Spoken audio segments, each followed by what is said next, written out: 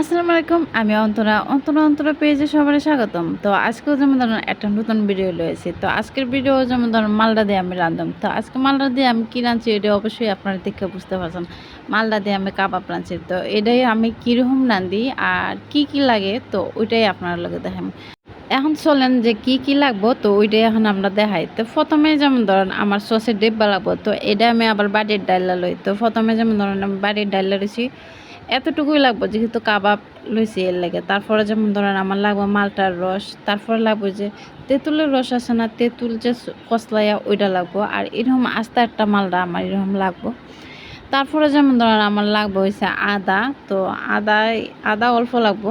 আর তারপরে যেমন ধরেন লাগবো মরিচের গুঁড়া আর চিনি আর লবণ। তারপরে যেমন ধরেন আমার মাংস লাগবো। তো মাংস ওই যে মাঝখানো তো আমি এরকম সব কিছু একটু দেখায় লইলাম। তারপরে যেমন ধরেন এখন চলেন এখন রান্না শুরু করি। তো প্রথমে যেমন ধরেন মুরগি কাটাটা দেখায় নাই, ভিডিও বড় হয়ে যাবো এর লেগে। আর মুরগি আমি এরকম কাটটা লইছি, আপনারা যেরকম মন চায় আপনারা ঠিক সেরকম কাটটা লবেন, কোনো সমস্যা নাই। তারপরে যেমন ধরেন এটা আমি লবণটা দিয়ে দিছি, লবণ দেওয়ার বাদে গুঁড়ামরিচ দিছি, গুঁড়ামরিচ দেওয়ার বাদে আর কি দিছি, গরমমরিচ দেওয়ার বাদে তো আমি আদা দিছি, আদা দিয়া তারপরে যেমন মালটার রস দিছি। যেহেতু মালটা দেবা না তো মালটার রস ছাড়া উইব, তারপর দুইবার দিয়ে দিছি আমি মালটার রস। তারপরে একটু সস দিছি, সস দেওয়ার বাদে এখন আমি কষলানো শুরু করছি। তো এখন কষলাইয়া বসলাইয়া মাহাইয়া সুন্দর হইরা আমার মতন এরকম একটু রাখা দেবেন 1-1.5 ঘন্টার মতন। কিন্তু আপনারা চাইলে আরও বেশিক্ষণ রাখতে পারেন, কোনো সমস্যা নাই। আর এটা যত বেশিক্ষণ রাখা থাকবো মশলা মাখায় না ততই মজা লাগবো, তখন বাদ দেন এখন এই কথা। পরে যেমন ধরুন চুলার ফারে যাবেন গা, চুলার ফারে গিয়ে তেলটা আমার মতন এরকম গরম হয়ে টুকটাক করে ছাইড়া দেবেন। তো আমিও এরকম ছাইড়া দিছি।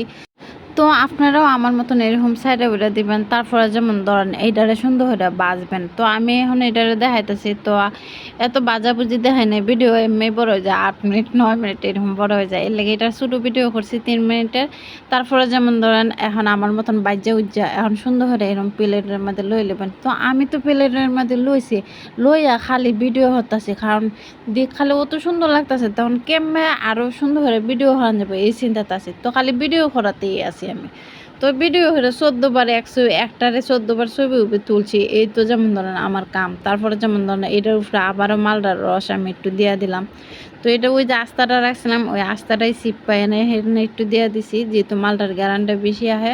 তারপরে যেমন ধরুন সিম্পলভাবে আমি এটার একটু সাজাইছি। তো কেমন লাগছে তো আমার এই ভিডিওটা তো অবশ্যই কমেন্টে জানাবেন।